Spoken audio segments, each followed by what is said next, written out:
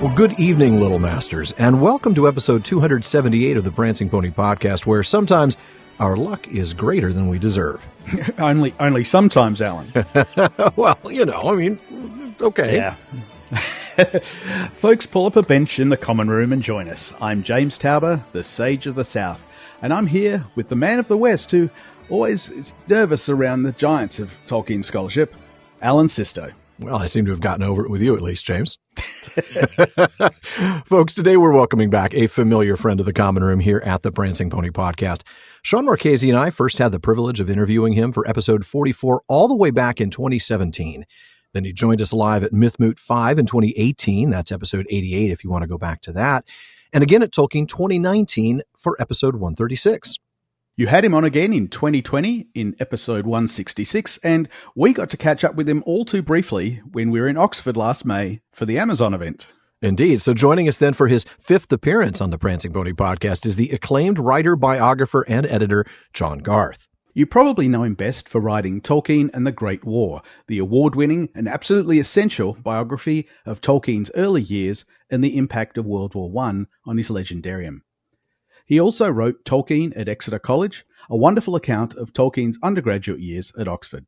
And a couple of years ago, his most recent book was released, The Worlds of J.R.R.Tolkien, The Places That Inspired Middle-earth. Now, he's won a bunch of awards from the Tolkien Society and the Mythopoeic Society, including the Mythopoeic Scholarship Award for Tolkien and the Great War and the 2017 Tolkien Society Award for Outstanding Contribution. All richly deserved and then some. I might also add he's joining me as I teach a journey through the history of Middle-earth in Signum's space program.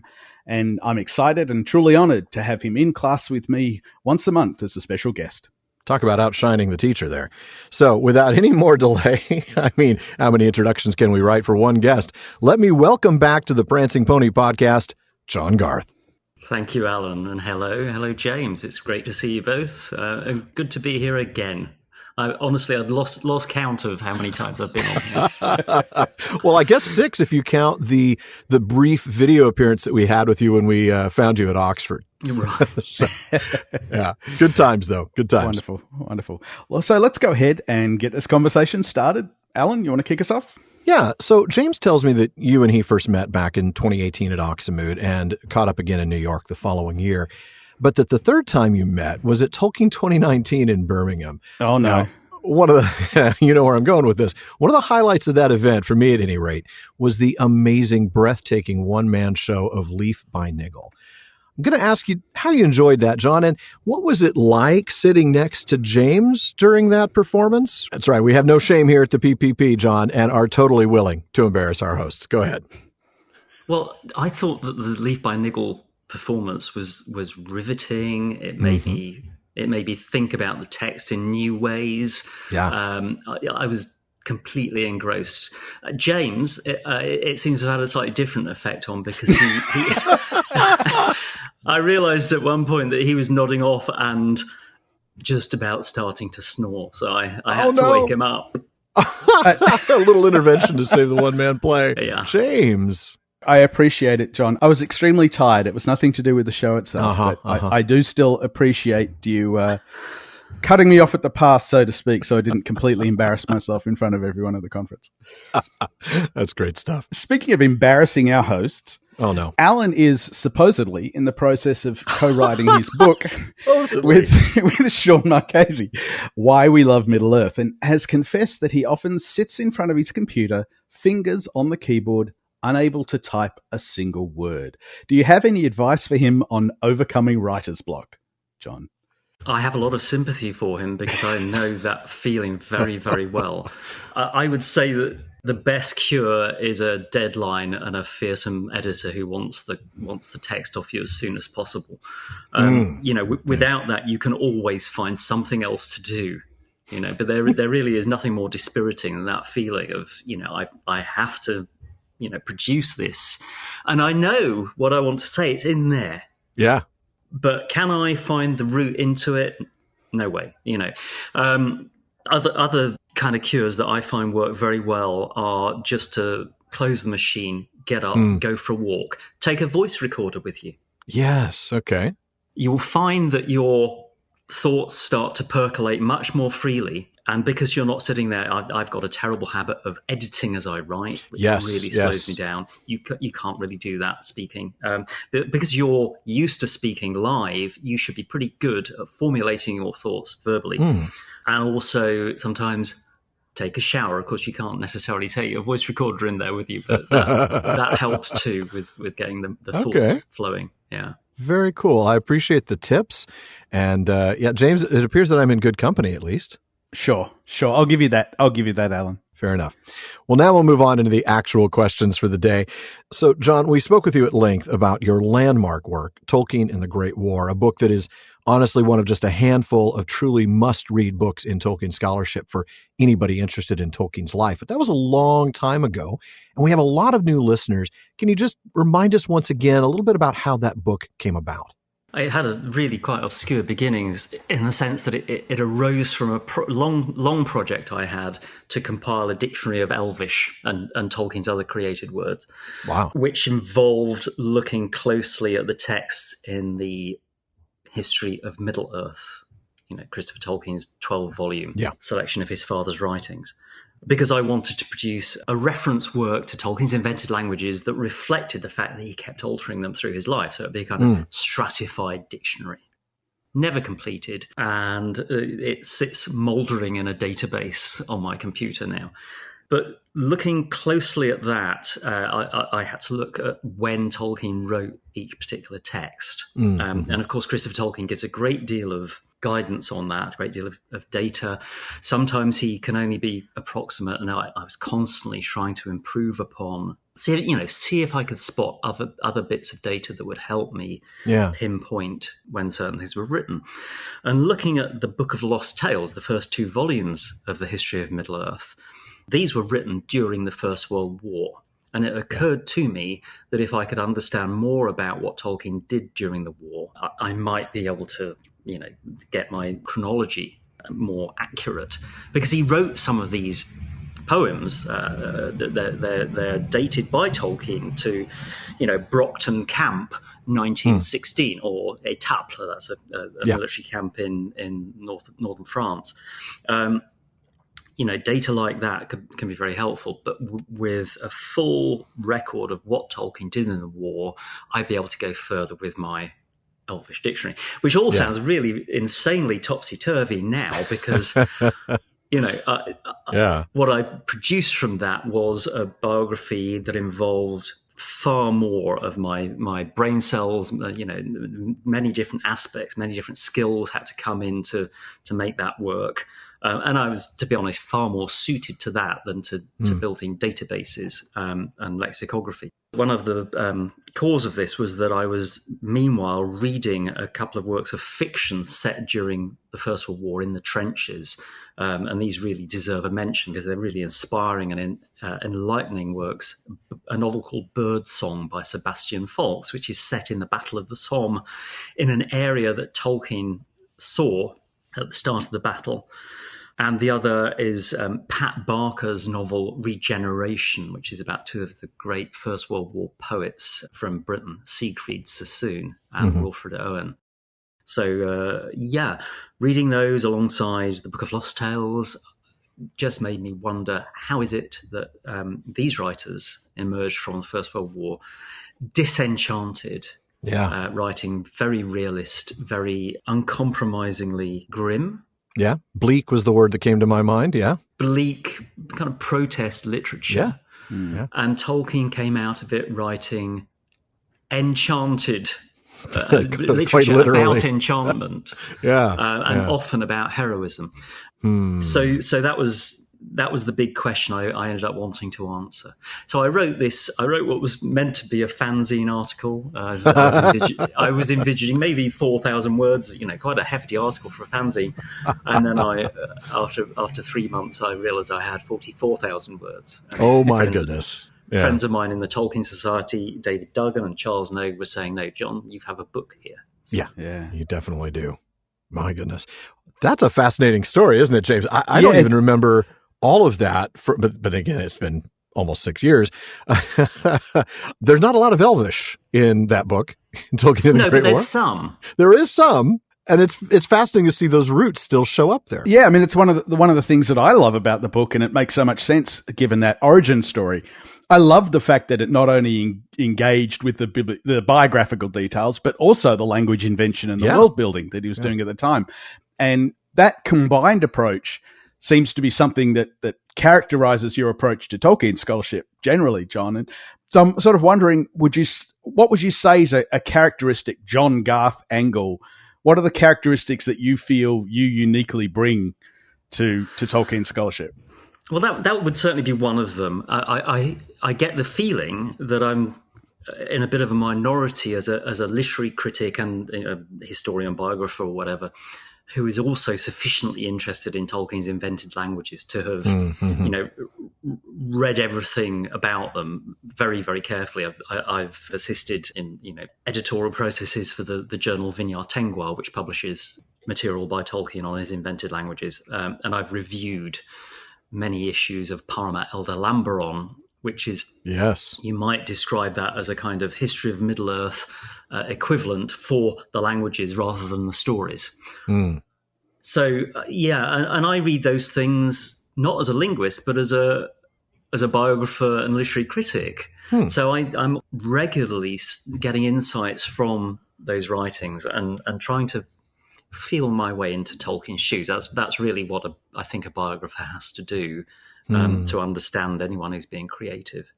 So I felt it was really important to draw that material into Tolkien and the Great War and show how the languages and the stories meshed, how language invention meshed with what was going on at the time. I talk about the enormous blossoming of new vocabularies to do with the war. It sounds like an unlikely analog for Elvish, but nonetheless, these are two bursting, creative activities to do with language. The other things. So I always want to find and tell a good story well.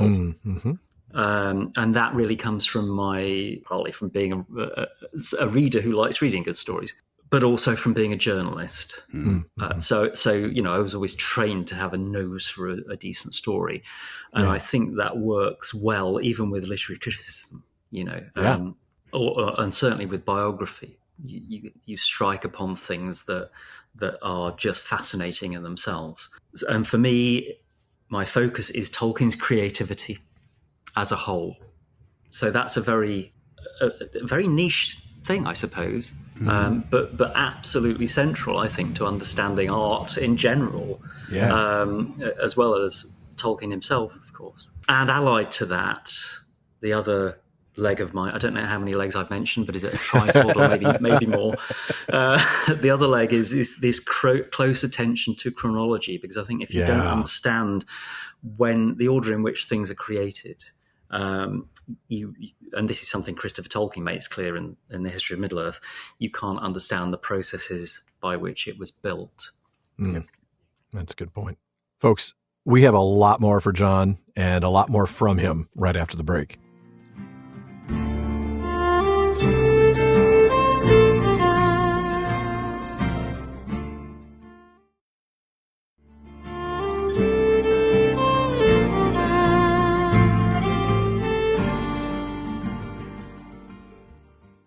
Well, folks, we'll get back to our chat with John in just a minute, but we want to make sure you know that even after you've listened to the episode, there is a lot more talk going on at the Prancing Pony Podcast.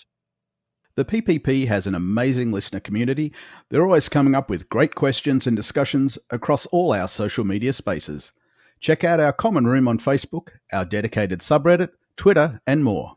And on Facebook, just look for the Prancing Pony Podcast. Follow the page to get the news, but be sure to join our group for some really great discussions. Or, if you prefer Reddit, find us there at r/Prancing Pony Pod. On Twitter and Instagram, we're simply at Prancing Pony Pod. And be sure to check out the Rings of Power Wrap-Up. Now, that's my new podcast with Sarah Brown and some guy named James? Is it James Tauber? All right, it's this guy, where we discuss, analyze, and speculate all about Amazon's television adaptation of J.R.R. Tolkien's Middle-earth. Alan, Sarah, and I take deep dives into the lore behind the show, or the lore that should be behind the show, talk about themes and characters, and interview folks involved with the show. So look for the Rings of Power wrap-up and subscribe wherever you listen to podcasts, and check @Rings Wrap-Up on social media for more. But for now, let's go ahead and get back to John. Now, last year, the collection of essays in memory of Christopher Tolkien, The Great Tales Never End, that book was published. And you have an essay in there entitled The Chronology of Creation, How J.R.R. Tolkien Misremembered the Beginnings of His Mythology. Now, in it, you talk about how Christopher, who described himself, I love this phrase, as a literary archaeologist, allowed you access to the papers of the Lost Tales at the Bodleian Library, and how that access enabled you to more accurately determine the dates that Tolkien wrote the music of the Ainur. You were just talking about how important assembling a chronology is, so this is a really fitting question. So tell our listeners, what does a lion and a unicorn have to do with Middle-earth? Can you give our listeners a taste of what you found, what it means, and how you found it? We'll get to the lion and the unicorn towards the end here, I think. So first of all, this has once again to do with Elvish.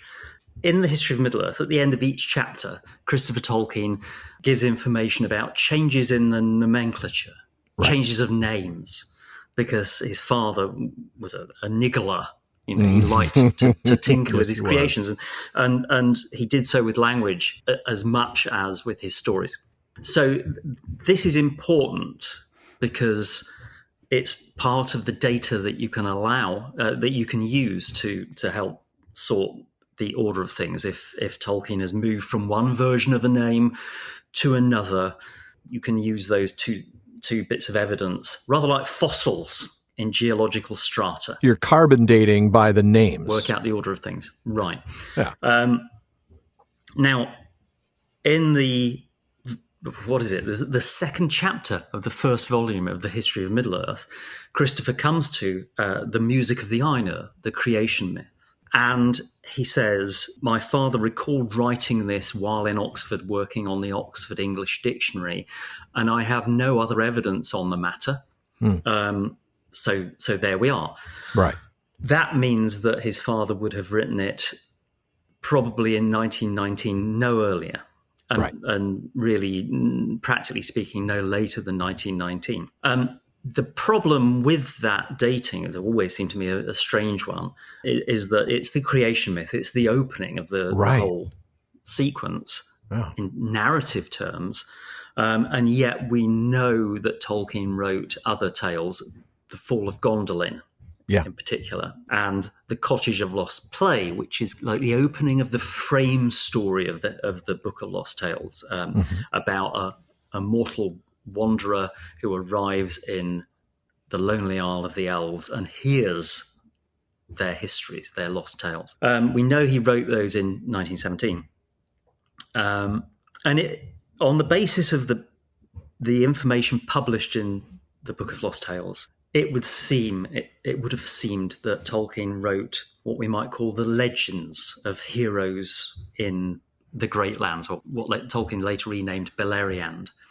First, during the last 2 years of the First World War, 1917 to 1918, and that only after that did he get to what we might call the mythology of Valinor, the creation myth, you know, the coming of the Valar, the coming of the elves, the enchainment of Melko, and the fall of the Noldor, and so on and so forth. And that seemed, I kind of made sense of that when I wrote Tolkien and the Great War. I thought that there must be an explanation, and that presumably Tolkien just needed more time to mull things over while he was busy during the war. But it never quite fully seemed satisfactory to me, partly because those Elvish names, there are some real oddities in the 1917 tales. For example, one of the elves that we meet early on, Lindo, his father is named Manwe. Oh. Right. And then Tolkien changed it to Valwe. Okay. Manwe, of course, is the name of the Lord of the Valar. And Christopher makes no comment on this, but it seemed to me very likely that Tolkien, at the time of writing The Cottage of Lost Play, Tolkien's nomenclature was still in its formative stages, and he had not yet picked on that name Manwë for the Lord of the Valar. The Music of the Ainur also has some odd names in it. So the very first draft, the pencil draft text, uses the name Linquil for Ulmo, the Valar of the ocean deeps. And you never see that anywhere else. And then there are some other oddities of a similar sort. So there's enough of a kind of alarm bell ringing there for me to eventually get down to, let's see if I can figure this out on the basis of information about the invented languages. And I used Palmer Elder Lamberon, which had published in the years much later than the publication of the Book of Lost Tales, a great deal of further data about the invented languages of that very early period in Tolkien's life. And essentially, it became clear to me that I was correct, that you could identify the strata and that the Music of the Ainur belonged in 1917 along with those very earliest tales. Wow. But I like to feel persuaded and persuasive, and I really felt that it was necessary to see the manuscripts. Partly also because Christopher Tolkien's practice in the history of Middle-earth improved as he went on, as is natural. And in the earliest volume, the first two volumes, he's a little bit vague at times about, what texts certain names appear in. Very occasionally he's a little vague in a way that he would not have been in later volumes. So there was certainly room for clarification by seeing the manuscripts themselves. So I sent Christopher this vast draft essay and asked him if I could see the original manuscripts of the Music of the Ainur and the Cottage of Lost Play and the Fall of Gondolin, to compare them and look at the name forms in them. And he said, yes, go ahead. Wow. He knew me from the work I'd done previously. So that was fantastic, a marvelous opportunity to check things out for myself, and obviously a real thrill too, as someone who read the Silmarillion when it came out in 1977. I was 11, so very familiar with the creation myth. I'm Lindale, and to see the original manuscripts was just astonishing. Wow! So I was able to identify some, clarify those points of ambiguity that Christopher had left, see some other forms for myself that Christopher did not record, and, confirm my conclusions on a linguistic basis. But added to that, I found another piece of evidence which was really exciting, though it doesn't sound it. It was to do with the sort of paper that these texts were written on, these tales. So when I was looking at the text of the Music of the Ainur, the very first pencil draft written on loose leaves, I noticed suddenly that sidelong there was a very, very kind of crushed, compressed crest that had originally been embossed. It got compressed, I guess, by the weight of paper over the years. And it was a little lion and unicorn crest, which is one of the royal crests of Great Britain. Okay. So it's some kind of official paper stock. And I thought, hang on, I've seen that before somewhere, haven't I? So I had to ask the archivist, Catherine McIlwaine, to call up the other two manuscripts. And lo and behold, it was on the Fall of Gondolin manuscript too. Oh, wow. Some of the loose pages that Tolkien started that off also had a lion and unicorn crest on it. The Music of the Ainur text is a kind of hybrid of different papers.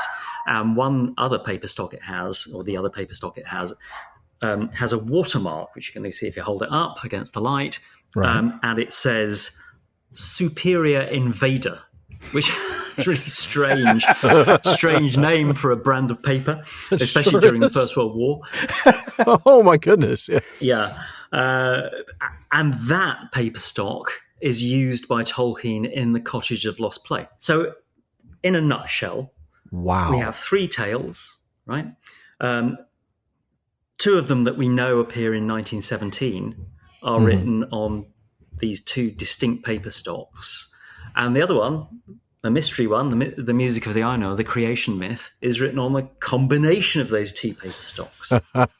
And those paper stocks do not occur anywhere in the rest of Tolkien's Book of Lost Tales manuscripts.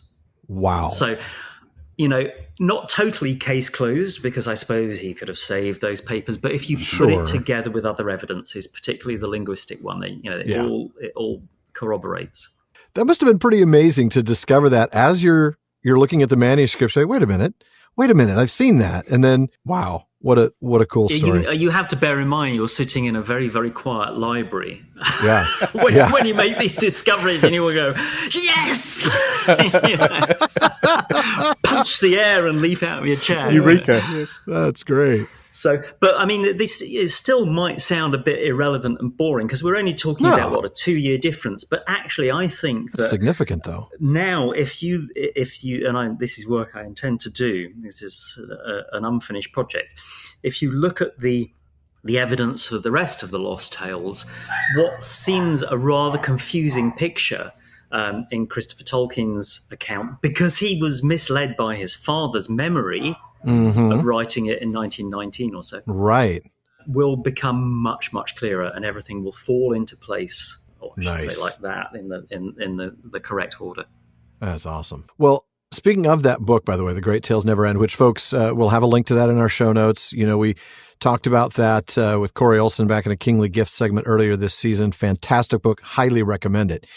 But John, can you tell us a little bit about the process of being included in the book? I understand it was originally intended as a Festschrift, not a memorial, that it was going to be written while he was still alive, and that didn't take place.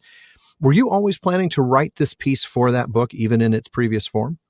I was invited to contribute something when it was going to be a Festschrift, and I immediately thought of this piece because it seemed so appropriate. It was something that I thought Christopher himself would really appreciate. Yeah. No because doubt he's about worked. That. So, I mean, the closer you work with the history of Middle-earth, the more of an amazing piece of work it appears to be, right? Yeah. Christopher's capacity to juggle vast amounts of information and to make sense of them is just phenomenal. It really is. And so much effort put into the chronology thing. And also, I think he would have really appreciated that discovery moment with the lion and the unicorn crest, because I think he had many such moments that he didn't report in the history of Middle-earth. But this is the kind of thing that makes that kind of project exciting, I think, to an editor or a textual historian. Yeah, fascinating detective work. Yeah. Well, just continuing on Christopher Tolkien, you spoke about his impact on the Worlds of Tolkien fandom and scholarship when you were with Sean and Alan a couple of years ago, shortly after his passing. But what about his impact on you personally? What was it? What were your interactions with him like over the years? Slow initially, and fraught in the way. I mean, I'm sure that many people who've worked with the Tolkien estate are familiar with. They're not your friends. They represent their own interests and what they think is important. And initially, you're going to be a stranger coming at them out of the blue, and they deal with many such people. Yeah.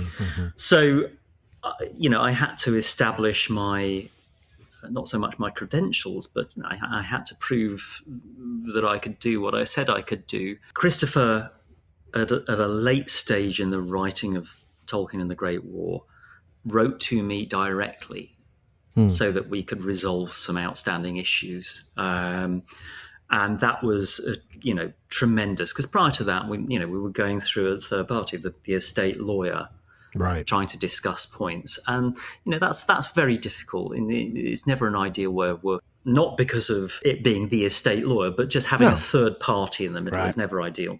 Christopher told me quite frankly that, my line of inquiry as the biographical approach and also literary criticism is not his thing, was not his thing at all.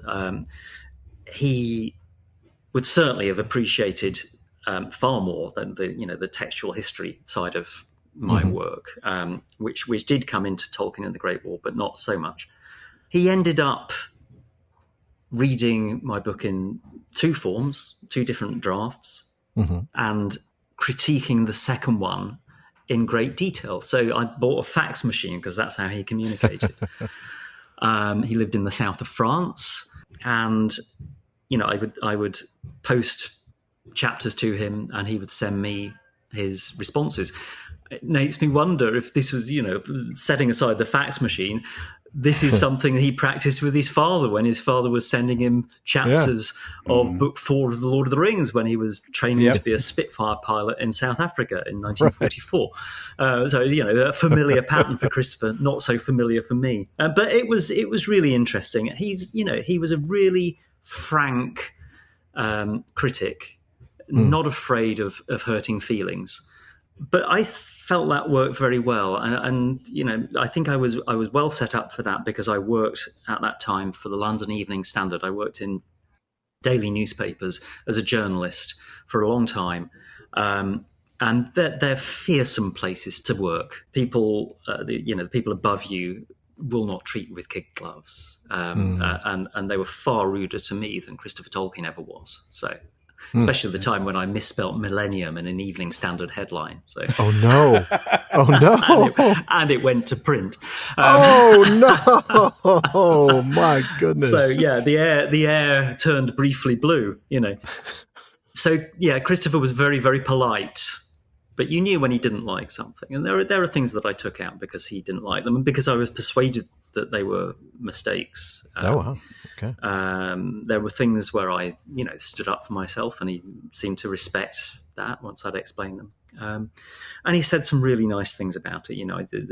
Even though I don't agree with conclusions here, I can see that you cast the net really wide and are very, very thorough in your analysis. And, wow, that was great. That's high praise. Yeah, I can imagine that keeping you going for quite some time. Oh yeah. Yeah, and again, this is someone whose work I had been appreciating since I read the Silmarillion at 11. So I can't imagine the nerves the first time you communicated with him.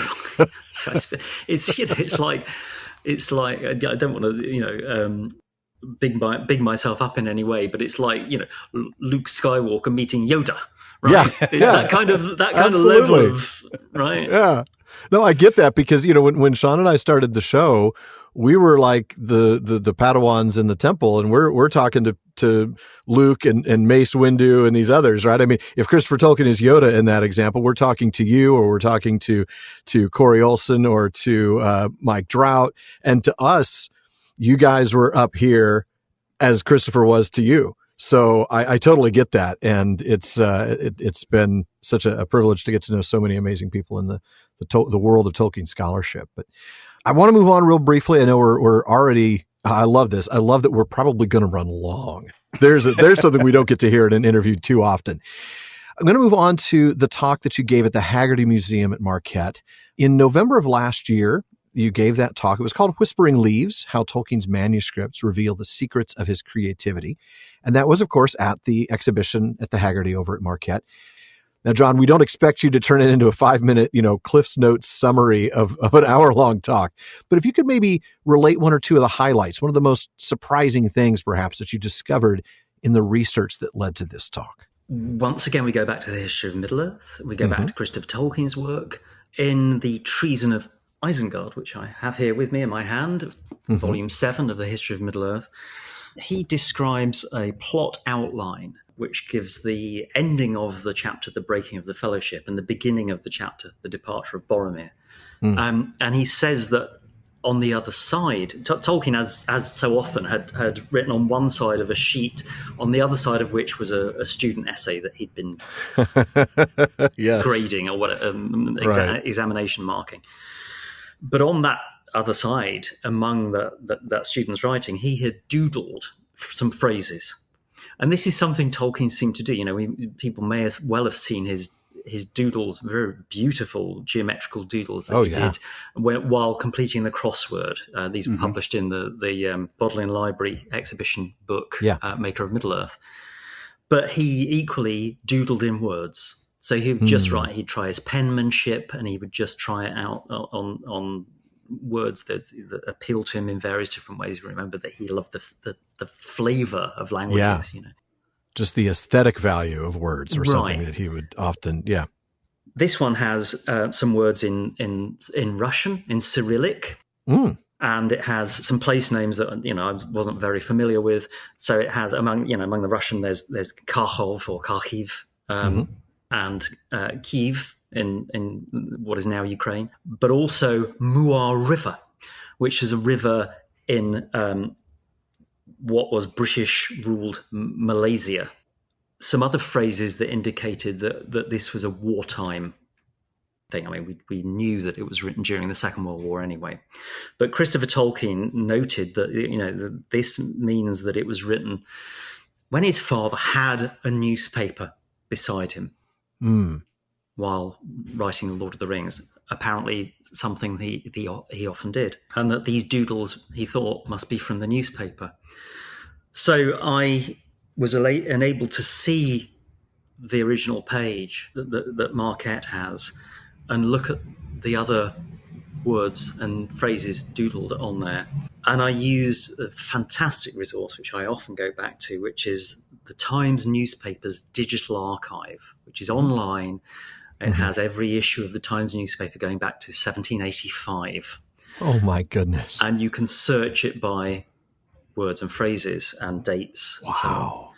So I was able to use some of the data that I found. Christopher Tolkien basically said, these phrases mean that this text was written in the winter of 1941 to 42.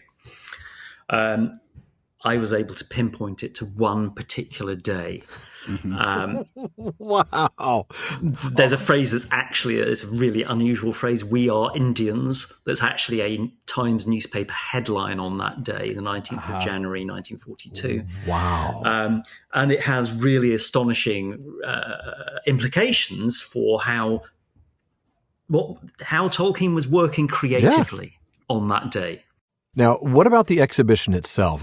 We talked about this before we started recording this episode.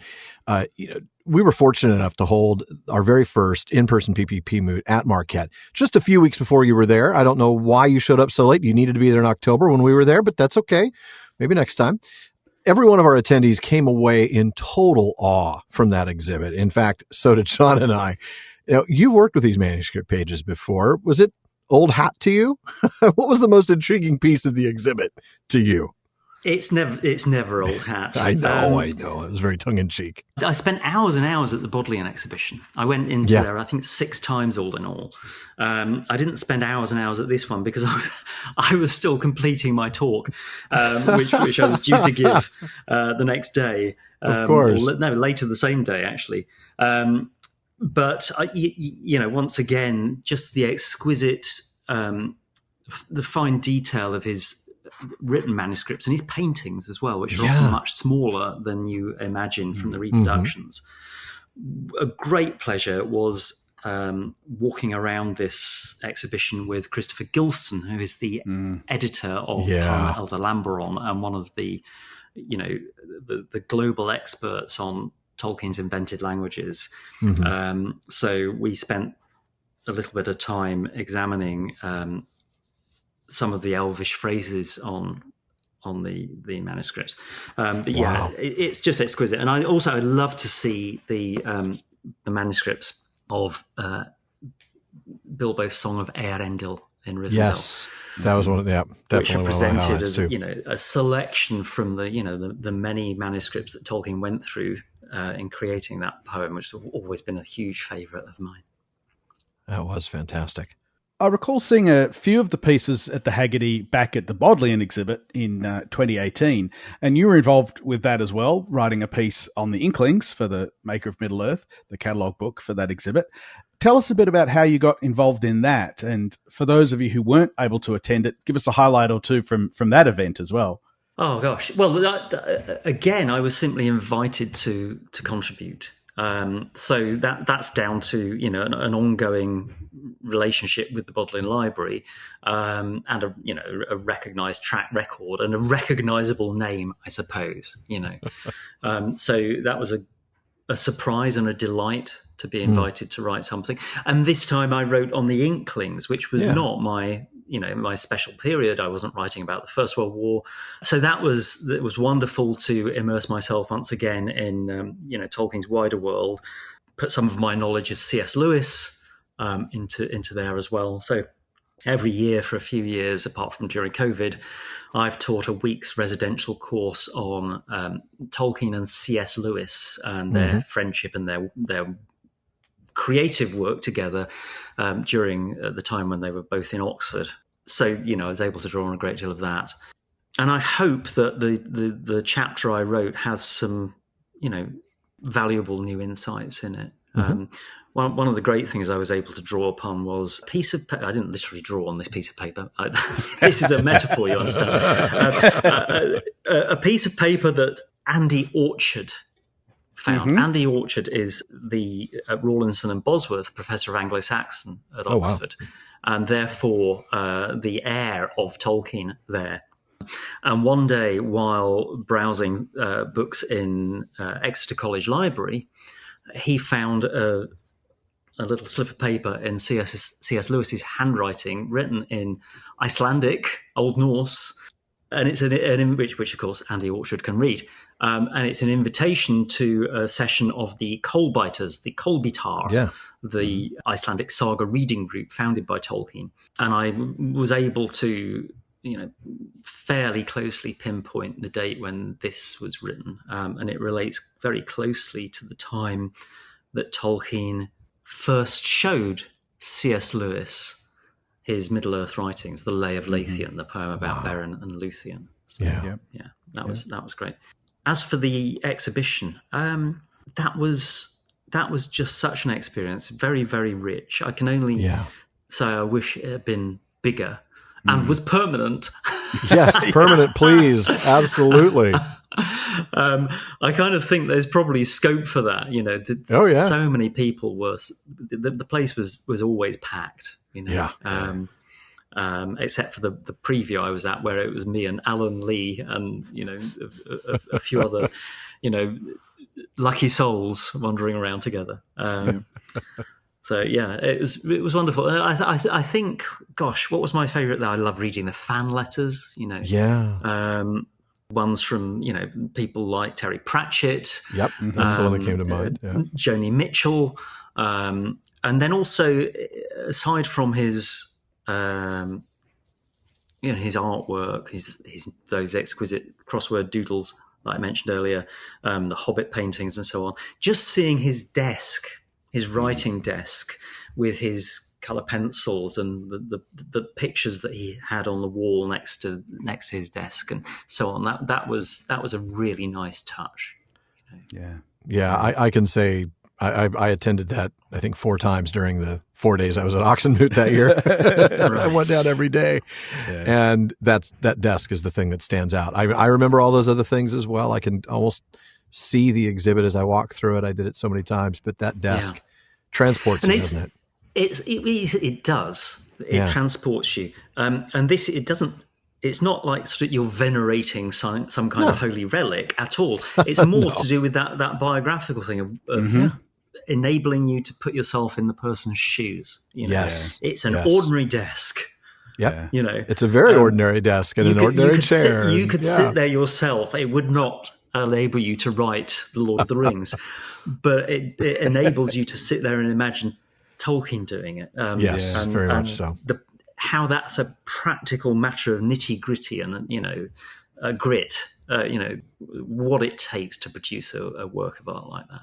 Yeah, that was fantastic. So, given your involvement in both these exhibits and your extensive research utilizing the manuscripts, you're in a unique position to tell our listeners about that process. How do you go about getting access to those manuscripts, and what's it like working with them? You mentioned before the small room in the quiet library, but tell us more about the whole process of getting access to the manuscripts and working with them.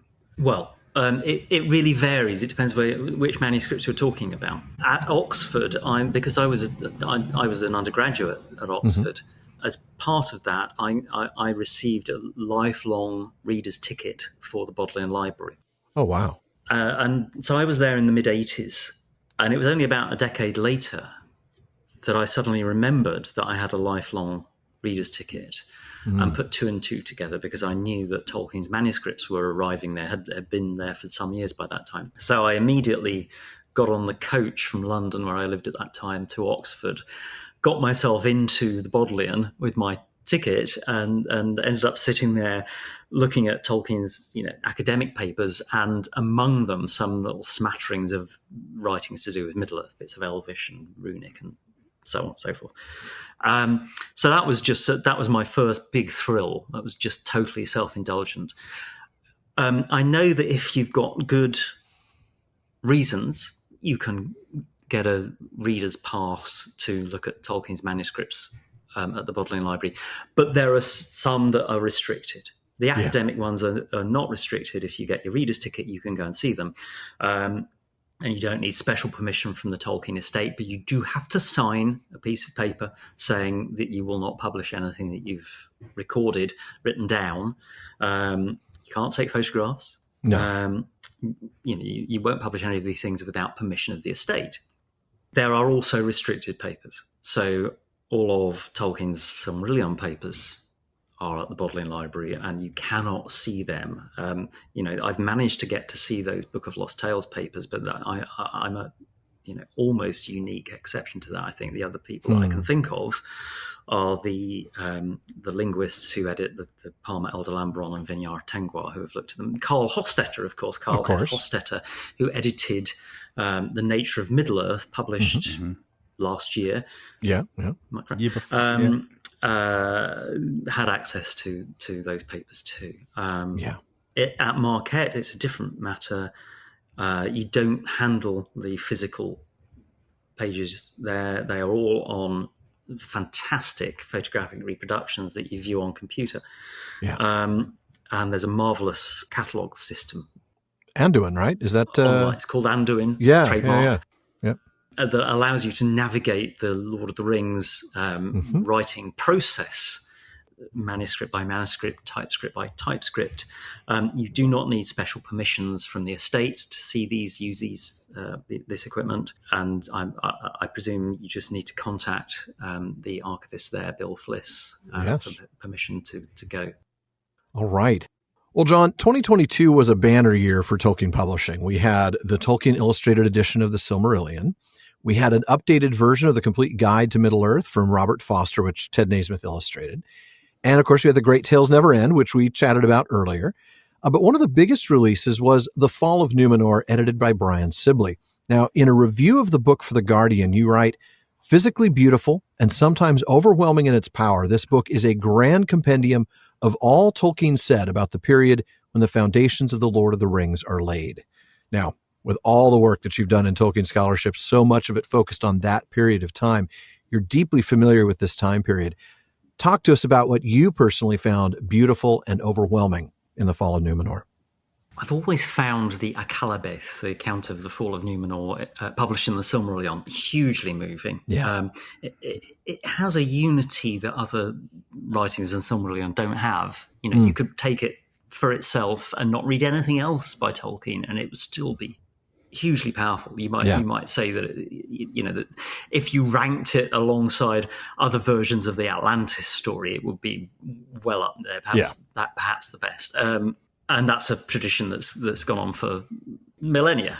Putting that in the context of what is essentially a chronological account of the Second Age using Tolkien's own writing just allows you to pick up from the foundations of what Númenor is like as a place, what its peoples are like, what its animals are like, what its landscape is, and so on. And then it runs you through the abortive personal story of Aldarion and Erendis, which itself is, I think, one of Tolkien's finest pieces of writing, and very unlike almost everything else he wrote.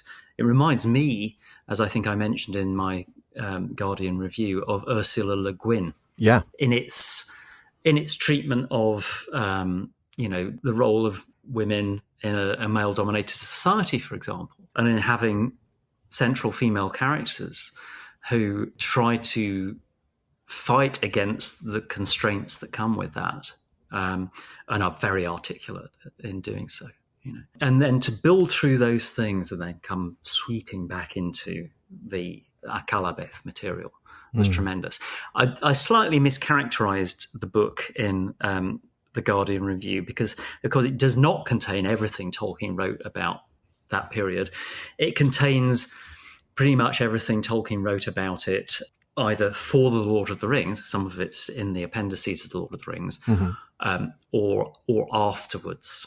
So it contains little of the earlier versions of the Fall of Númenor, the first one being written in 1936. It does contain 2 chapters from The Lost Road, which is Tolkien's abortive time travel novel of Númenor, which I believe was 1937. And that too is a real gem for readers not familiar with Tolkien's writings outside the Silmarillion, Lord of the Rings, and The Hobbit. Right. You also mentioned about this period when the foundations for Lord of the Rings were laid, that it's the era that Amazon attempts to dramatize in The Rings of Power. And you go on to say that you're unable to pretend to have enjoyed the show wholeheartedly. It sometimes looks fair but feels foul. Wow. Certainly don't pull any punches, John. Tell us a little bit about your thoughts on Amazon's adaptation. Well, I tried to like it. I honestly struggled with Peter Jackson's adaptations, even Lord of the Rings, which, those films are great films as films, but as adaptations of Tolkien, they sometimes leave quite a lot to be desired. Yeah. I mean, I think especially for someone like me who's been visualizing Middle-earth, since the 1970s. So I had 25 years worth of movie reels in my own head before I saw one of Peter Jackson's. So there's that problem.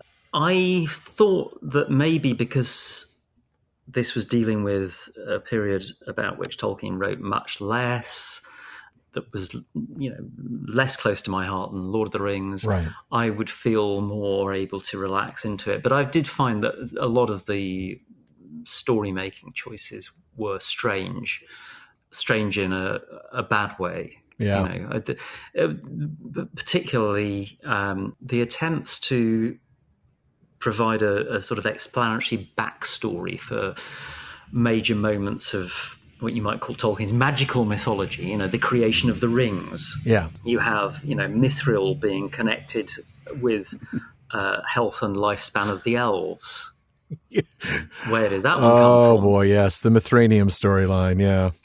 And then you have the conversation about using this little bit of Mithril to make some totem of power. Maybe we should make it in a circular shape. Maybe that's right. It's something not that big, but maybe it would fit on a finger. What do they think? What are those things called? And maybe we could do more than one. Three? Yeah, it just reduces something that's suggestive, that allows your own imagination to work, that gives a sense of depth into something where you feel like you're in a committee room full of not very clever people. That's fair. And that's not what Tolkien is about. So that was one of the problems. But as I say in my review, they had a really bizarre challenge, which is Tolkien had written much more about the Second Age. That's right. Beyond what is published in The Lord of the Rings. But because Tolkien only ever sold the adaptation rights to The Lord of the Rings, they had no right to adapt those other materials. And in fact, if they had striven, the more they might strive to be close to those materials published elsewhere, the more they could be accused of breach of copyright. Right. So they actively had to make it different from what Tolkien wrote. I think, and yet to make it feel like Tolkien. And I think that's probably an impossible challenge, really, unless you're Tolkien himself.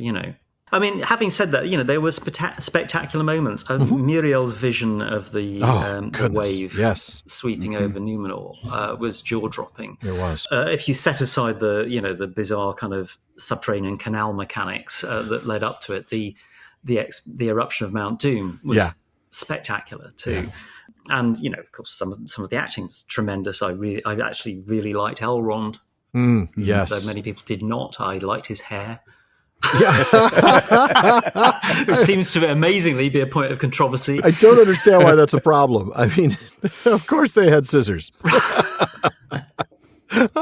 There's lots of things that a lot of people oppose that I thought, no, fine. I had no problem. I had no problems with a racially diverse cast at all. Love that. I love that too. Yeah. But honestly, I like books. I like Tolkien's books. They bring my imagination, my visual imagination to life. I'm now listening again to The Lord of the Rings on audiobook.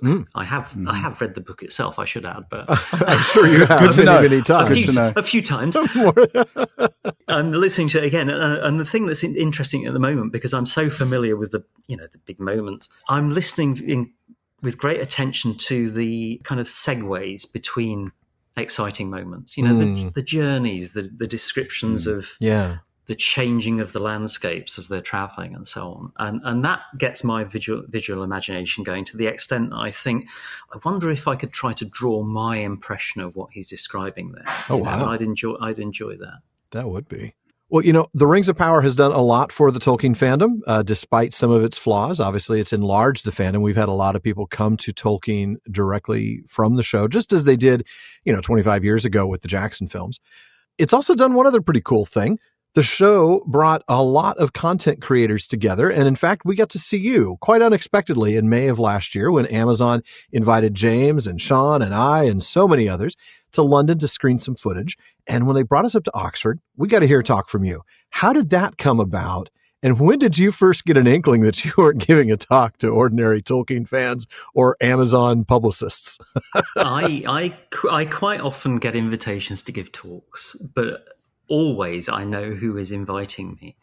On this occasion, I was contacted out of the blue by someone who worked for a sort of events company, and just said that she had some clients who wanted the kind of centerpiece talk for a day trip to Oxford for some people who liked Tolkien, and that's all I knew about it. So I had to come up with a talk that I thought might appeal to people like that. But I really genuinely thought that these were just probably holiday makers on some expensive package deal or something like that, right?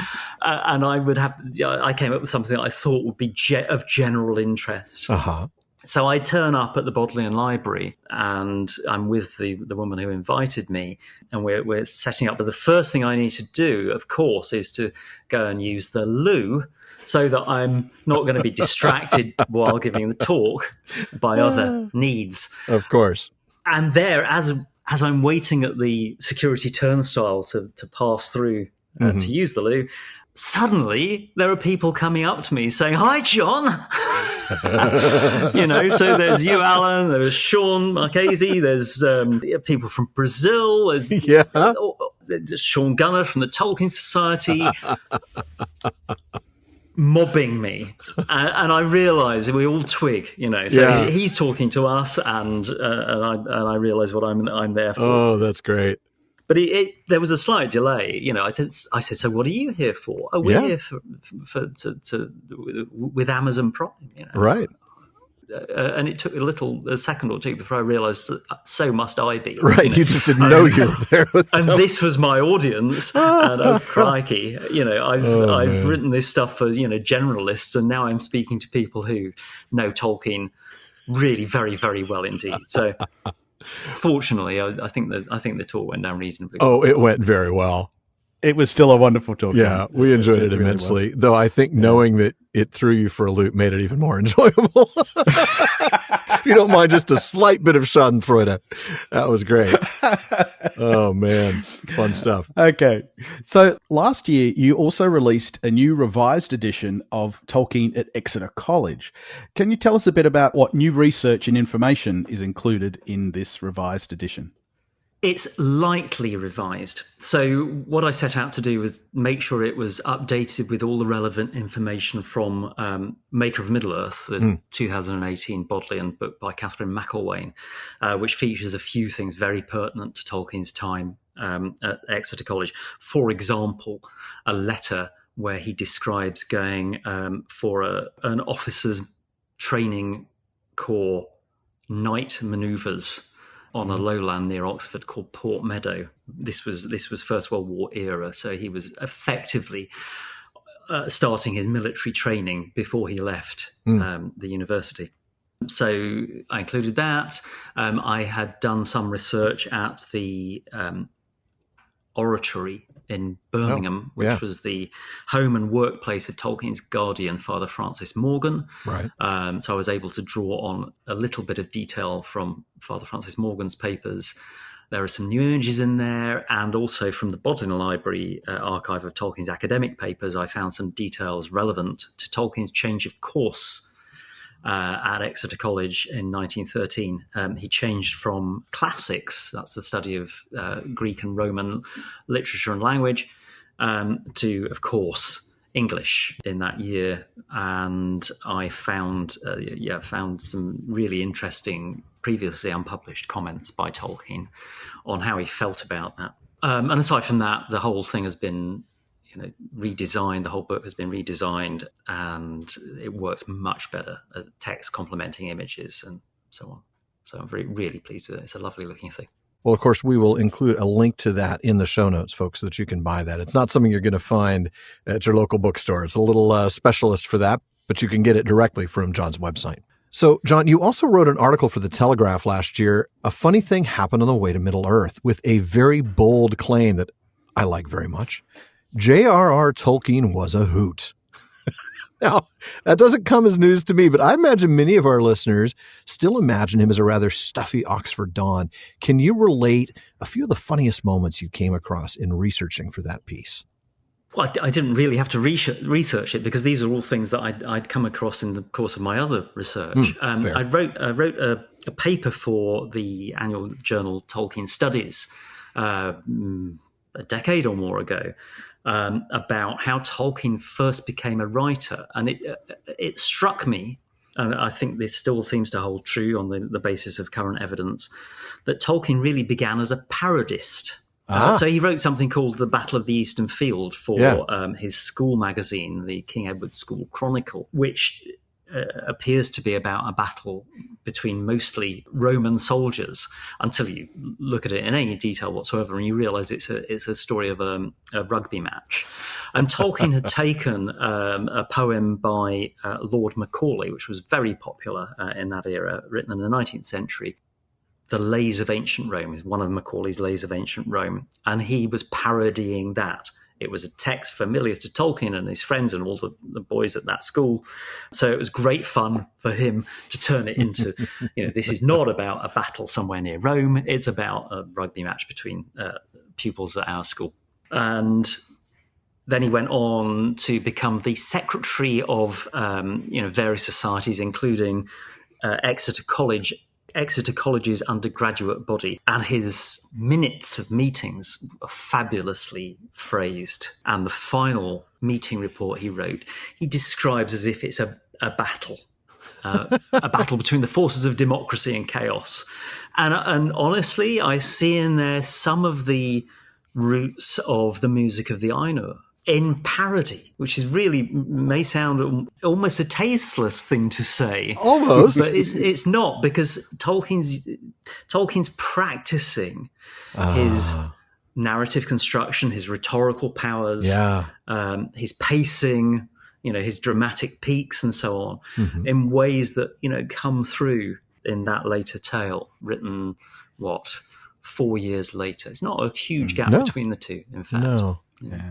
Not 6 years like we all would have thought, but 4 years, not 6 years. as we learned earlier. Recalibrated by John Garth. That's right. My favourite anecdote, though, was told to me by a chap called Hugh Brogan, who's a very noteworthy historian. He wrote the Penguin History of the United States. But as a youngster, he wrote letters of appreciation to Tolkien. He was a Hobbit fan. Yeah. And while he was waiting for The Lord of the Rings to be published, he struck up a pen friendship with Tolkien, who visited the family home. And I was at the Bodleian one year looking at letters to Tolkien from Hobbit fans. Hugh's letters were among them because he donated them to the archive there. Mm-hmm. And he says in one of them, my family well remembers how you fell down the stairs on your visit to our house. So I asked Hugh about this, and it turns out to be this amazing story. So Tolkien's there. He's just there for a cup of tea and a chat with the family and to meet Hugh and so on. And they have this great spiral staircase, very beautiful staircase in Cambridge. And he goes to the top of the staircase and falls down it. And I quote, arms and legs flying. So I picture him kind of cartwheeling down this thing, and then he gets up at the bottom with a kind of ta-da flourish. And Hugh's original version of this is that he then went back up to the top of the stairs and did it again. But he emailed me later and said, look, I've just discussed it with my brother, and he's doubtful if the second one happened. Oh. But, I don't know. We're talking about memories from many, many years later. Decades. But clearly this was a party trick of Tolkien's. And it makes me wonder how many years he'd been doing it. By this time, this would have been, the 1940s. I forget the exact year. Possibly the early 50s. But, so not a young man. Tolkien's not a young man. A man in his middle age. Yeah. He made some comment about how his wife wouldn't like him doing it. But his orthopedic surgeon would love it. Right. Oh, my goodness. That is great stuff. Hilarious. Okay. This year. Hard to follow that John, one, James. Yeah, exactly. Well, I'll try. But, this... You can ask the question while you're flinging yourself down a staircase. That might work. Go for it. Maybe that's what I'll have to do. You're going to be appearing as a special guest, John, in my courses on the history of Middle-earth, part of Signum's space program. Tell us what you're most looking forward to in that series of courses. Well, aside from working with you, James. Oh, nice. I think... I was worried you were going to say the end of it. When it's over, that's what you're most looking forward to. December 31st. I think just answering questions, because I don't know how you're going to be running this course. I want to be able to come in and help resolve some dilemmas, give my opinion on things, bring some of my expertise about chronology into play, and just remind myself of some of my favourite things in the history of Middle-earth. Some of the poetry, for example, which is not found elsewhere. And the Notion Club papers, for example, or standout parts of the composition of the Lord of the Rings. There's just so many different ways of slicing the cake, the labyrinth of the history of Middle-earth, and I think that will be great fun. Yeah. Do you have a favourite tale, great or otherwise, that you especially enjoy following the development of through the course of Tolkien's life and writing? I think the one that gives me most satisfaction is the one that unfortunately Tolkien never wrote, which is the Tale of Eärendil. Of course. But to see, this is something I've worked on quite closely, though I haven't published much about it, to see how Tolkien originated this character and transformed it over the years, I find really, really fascinating. And it has such a bearing on Lord of the Rings too, because of the light of the star glass, and Bilbo's song at Rivendell and so on. Yeah.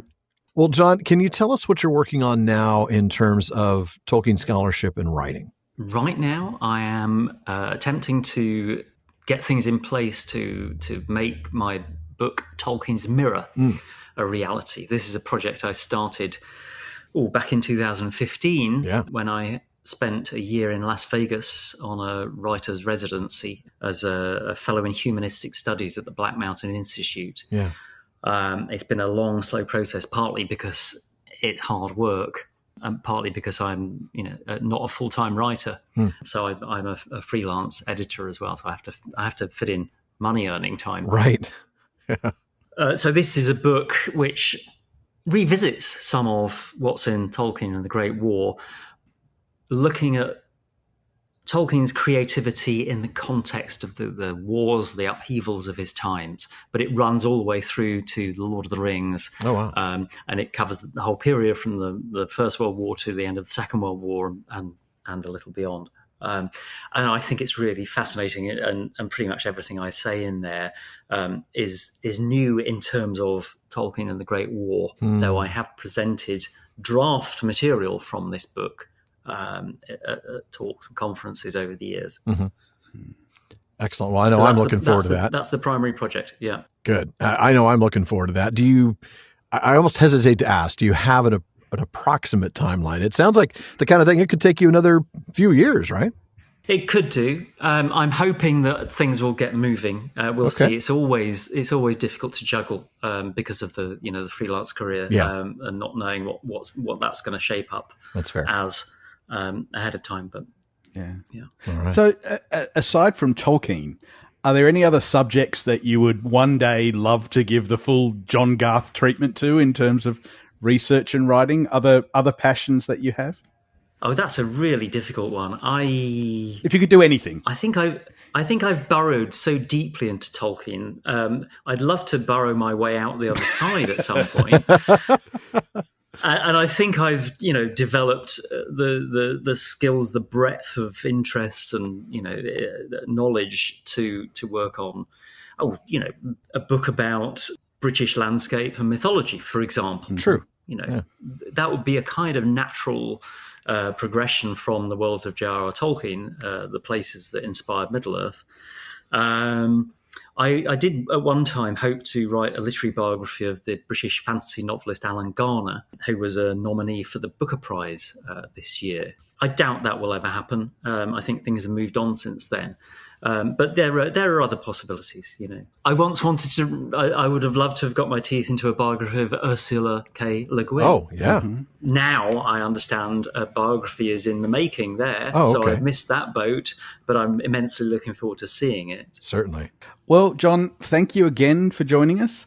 I'm personally glad that your appearance on the Prancing Pony podcast coincided with my tenure as co-host. We got to have a practice run of talking together. Ready and I sure want to take your class now, James. Now that you got a real pro with you. Oh, no, I'm just kidding. I'm looking forward to it as soon as I have some time. Well, John, before we wrap up, any last words, anything you want to say to our folks? Just thank you again for having me for the umpteenth time, and I hope I'll see you again soon. We hope you will, too. Certainly when Tolkien's Mirror comes out, if not sooner. Well, folks, that wraps it up for another episode of the Prancing Pony Podcast. But be sure to join me again next week when I dive into the next chapter, The Siege of Gondor, with Matt from the Nerd of the Rings YouTube channel. Well, thank you so much, Alan, for giving me this opportunity. Of course, I sort of knew what I was getting into. That is true. Working with you already on the Rings of Power wrap-up, but it was a wonderful experience to dive into Lord of the Rings with you. Well, I'm glad that you enjoyed it. It's been an absolute pleasure co-hosting these episodes with you, James. Like you said, after nearly a dozen episodes with you and Sarah on the Rings of Power wrap-up, I knew it would go well. But thanks for joining me, and you will always be welcome here in the Common Room. Thank you very much.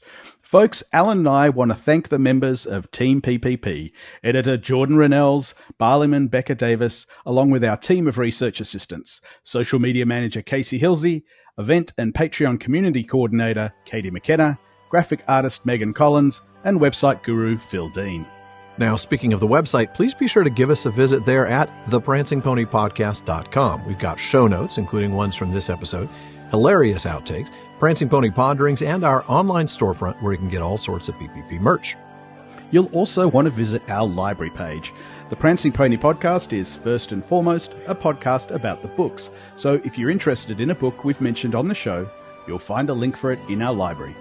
The PPP gets a small amount of compensation when you make your purchase, and we thank you for that. And we also want to thank our patrons at the Kierdan's contribution tier. I'll start with DeMay in Alaska, James in Virginia, Tamsin in Minnesota, Chad in Texas, Lance in New Jersey, Paul in Colorado, Jerry in Texas, B in California, Joseph in Texas, Kathy from North Carolina, Lori from Washington, Carlos in California, Brian in the UK, Ned from Connecticut, Jerry from Washington, Joe in Washington, and Erwin from the Netherlands. There's also Dylan in Australia, Ben in Minnesota, Anthony in Texas, Karen in the UK, Zuxu in Illinois, Brian in Texas, Sarah in New Jersey, June in Ireland, Joshua in Massachusetts, Lucy in Texas, Connor in North Carolina, Keith in Alabama, Carson in Oklahoma, Vivian in California, and James in Massachusetts. Thank you all so very much for your support. Indeed, thank you very much. Make sure you don't miss any episodes of the Prancing Pony Podcast. Subscribe now through Apple Podcasts, Spotify, Amazon Music, or your favourite podcast app. And one last thing, as always, don't forget to send your thoughts, comments, and most of all, well, your questions for John Garth's next visit to the Common Room to barliman@theprancingponypodcast.com. Now, if you want your voice literally heard, well, just send us audio of your question. Visit podinbox.com/prancingponypod and record your question for us. Please be sure to still email the question to Barliman. Even though Barliman's been a lot more reliable lately, there's still a lot of email to sort through. We'll try to get to you just as soon as we're able. As always, this has been far too short a time to spend among such excellent and admirable listeners. But until next time, fare you well while you may. Go with the goodwill of all good men.